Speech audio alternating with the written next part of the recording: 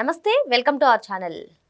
AP liquor స్కామ్లో కీలక పరిణామం చోటు చేసుకుందని చెప్పుకోవచ్చు. మరి సిట్ అధికారులు ఇటీవల చెవిరెడ్డి భాస్కర్ రెడ్డి, చెవిరెడ్డి మోహిత్ రెడ్డి ఇంకా చాలామంది ఇంట్లో సోదాలు చేసిన సంగతి తెలిసిందే. మరి మొత్తానికి చెవిరెడ్డి భాస్కర్ రెడ్డి, చెవిరెడ్డి మోహిత్ రెడ్డి తిరుపతిలో కొన్ని వందల ఎకరాల భూములను కొన్నారని, అదేవిధంగా స్థిరాస్తి వ్యాపారం కూడా చేశారని చెప్పి సిట్ అధికారులు అయితే గుర్తించారు. అసలు ఈ లిక్కర్ స్కామ్ ఇంకా ఎక్కడి వరకు దారితీస్తుంది? మరో పక్కన చూసుకున్నట్లయితే సజ్జల భార్గవరెడ్డి ప్రమేయం కూడా ఉందని సిట్ అధికారులు గుర్తించారు.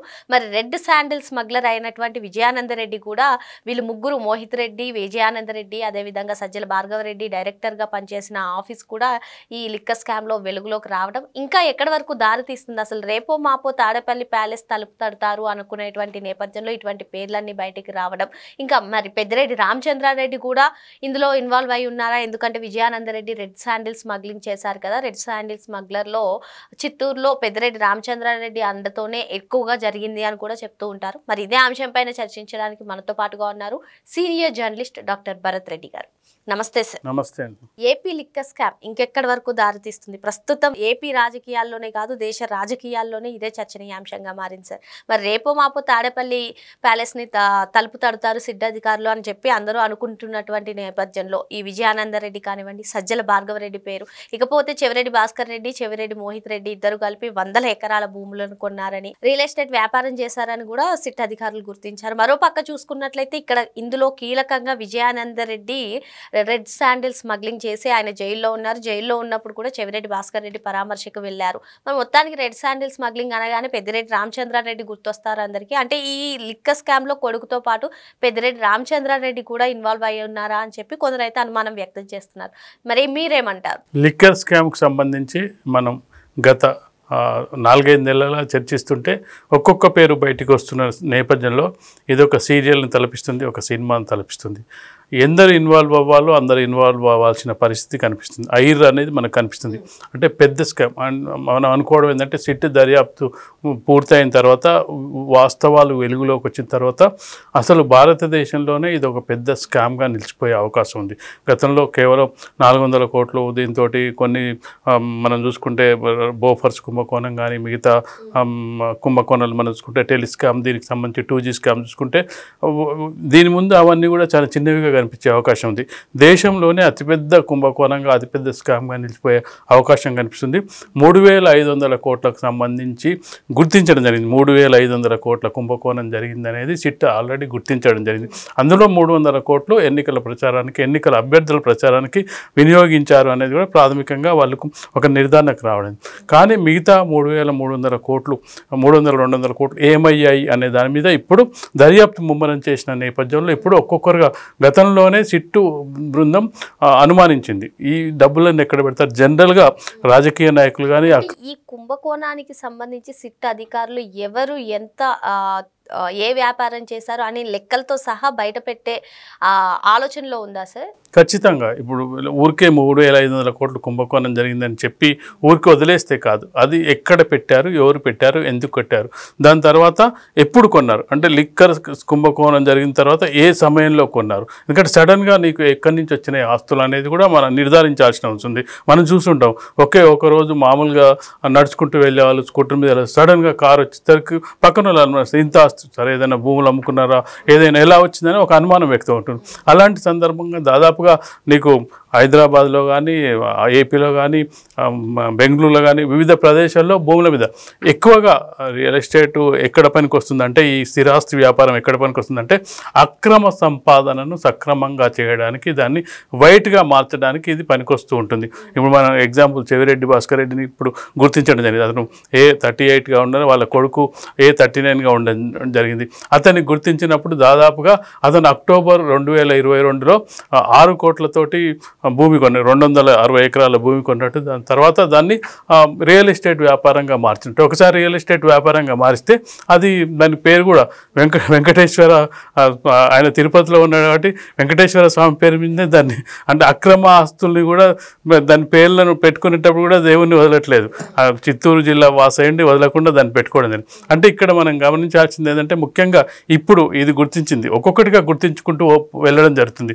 మీరు చెప్పినట్టుగా 300 కోట్లు ఆల్రెడీ ఆల్రెడీ చెవిరెడ్డి భాస్కర్ రెడ్డి ద్వారానే అభ్యర్థులకు అందడం జరిగింది. ఇప్పుడు చెవిరెడ్డి భాస్కర్ రెడ్డి భూములు కొన్నట్టు. అంటే ఇక్కడ చెవిరెడ్డి భాస్కర్ రెడ్డి పాత్ర మిగతా వాళ్ళకంటే ఎక్కువ ఉందా? చెవిరెడ్డి భాస్కర్ రెడ్డికి కొంత కేటాయించారా? ఇక్కడ 300 కోట్లు, అక్కడ ఇక్కడ ఒక కొంత అమౌంట్ మిగతా వాళ్ళకి ఎంత కేటాయించి వివిధ పేర్లలో మనం చూసుకున్నట్టయితే వాళ్ళ పేరు మీద కాకుండా వాళ్ళ కుటుంబ సభ్యుల పేర్ల మీద, వాళ్ళ బినామీల పేరు మీద భూములు, ఆస్తులు, బంగారం. మళ్ళీ ఈ భూములు ఏదైతే రియల్ ఎస్టేట్ వ్యాపారం ఇదంతా కూడా క్యాష్ రూపేనే జరిగింది, డిజిటల్ ఎక్కడా లేవు. మరి లిక్కర్ స్కామ్లో కూడా మనం మొదటి నుంచి చూసుకున్నట్లయితే ఇదే అంశం సార్. ఎందుకు డిజిటల్ ట్రాన్సాక్షన్స్ లేవు, ఓన్లీ క్యాష్ అని చెప్పి. మరి ఇప్పుడు చూసుకున్నట్లయితే వీళ్ళు కూడా ఈ వ్యాపారం ఏదైతే చేశారో క్యాషే. మరి ఇప్పుడు చెవిరెడ్డి భాస్కర్ రెడ్డి ఏదైతే అంటున్నారో అసలు నా ప్రమేయం లేదు అని చెప్పి ఆయన ఎప్పుడు చెప్తూ ఉంటారు. మరి దీన్ని ఏ విధంగా ఆయన చెప్తుండొచ్చు? ఖచ్చితంగా ఎవరైనా బ్లాక్ మనీని వైట్ చేసుకోవాలంటే true digital transaction, bank transaction ద్వారా వెళ్ళినట్టయితే అది ఖచ్చితంగా బయటపడే అవకాశం ఉంటుంది. కాబట్టి క్యాష్ ట్రాన్సాక్షనే చాలా చోట్ల మనం వ్యాపారస్తులను కూడా చూస్తుంటాం. కొన్ని చోట్ల వాళ్ళు మనం ఫోన్పే, జీపే కొడతామంటే వాళ్ళు తీసుకోరు, వాళ్ళు ఖచ్చితంగా కూడా క్యాషే కావాలంటారు. దానికి కారణం ఏంటంటే క్యాష్ తీసుకుంటే వాళ్ళు లెక్క చెప్పే అవకాశం ఉండదు. డిజిటల్ ట్రాన్సాక్షన్ అయితే ఖచ్చితంగా కూడా నీకు ఐటీ వాళ్ళ దగ్గరికి ఇన్ఫర్మేషన్, ఎందుకంటే మనం ఇప్పుడు అంతా కూడా పాన్ కార్డు, ఆధార్ కార్డు ఇవన్నీ కనెక్ట్ అయిన తర్వాత ప్రతి ట్రాన్సాక్షన్ కూడా బ్యాంక్ ట్రాన్సాక్షన్ ఐటీ వాళ్ళకి తెలిసే అవకాశం ఉంది. కాబట్టి దాని నుంచి జాగ్రత్త పడడానికి ఎక్కువ మంది దాన్ని క్యాష్ రూపంలోనే తీసుకునే అవకాశం ఉంటుంది. కాబట్టి వాళ్ళు ఆ విధంగా అంటే దొరకకుండా ముందు నుంచి కూడా పకడ్బందీ ప్రణాళికగా లిక్కర్ స్కామ్ దొరకకుండా, నిజానికి ఒకవేళ కనుక వైఎస్ఆర్సీపీ కనుక మళ్ళీ అధికారంలోకి వచ్చినట్టయితే ఇవన్నీ బయటికి వచ్చి ఉండేవే కావు.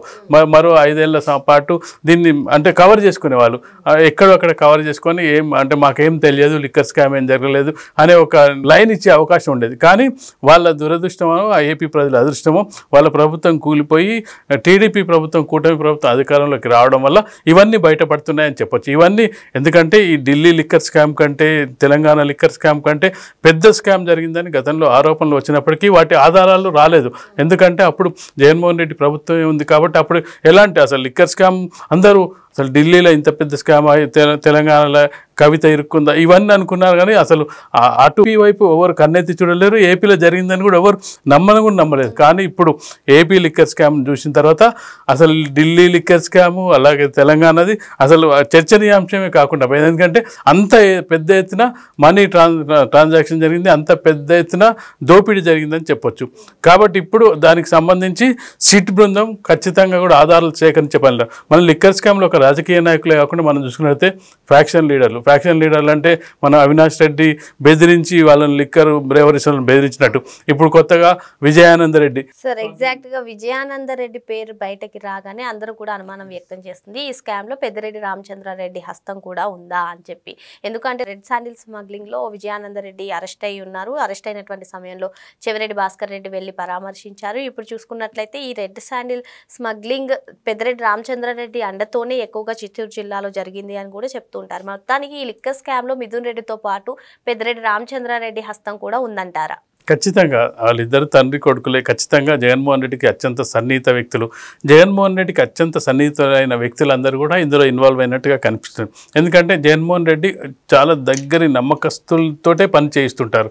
కొంచెం తను అనుమానం వస్తే తల్లిని చెల్లినైనా దూరం పెట్టే స్వభావం ఉన్న జగన్మోహన్ రెడ్డి వేరే వాళ్ళని ఎంటర్ అయ్యే అవకాశం ఉంది.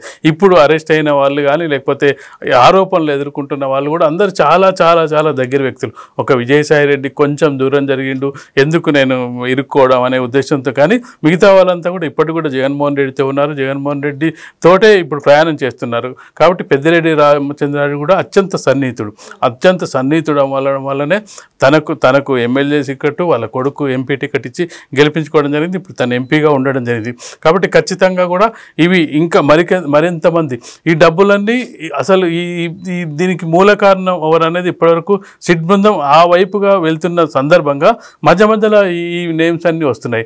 అటు స్మగ్లింగు, అవినాష్ రెడ్డికి సంబంధించిన బెదిరింపులు, ఫ్యాక్షనిజం, స్మగ్లింగు, అలాగే చూసుకున్నట్టే స్కాములు, ఇవన్నీ కూడా ఇందులోనే ఇన్వాల్వ్ అయినట్టుగా కనిపిస్తుంది. ఖచ్చితంగా కూడా ఇది అంటే చరిత్రలో ఒక పెద్ద స్కామ్గా నిలిచిపోయే అవకాశం అయితే మనకు కనిపిస్తుంది. మరి జగన్మోహన్ రెడ్డి హయాంలో జరిగిన వేలాది కోట్ల రూపాయలతో జరిగినటువంటి ఈ స్కామ్ చరిత్రలోనే ఒక పెద్ద కుంభకోణంగా మిగిలిపోయే అవకాశం ఉందని చెప్పి భరత్ రెడ్డి గారు చెప్తున్నారు. మరో అంశంతో మళ్ళీ కలుద్దాం. Thank you sir.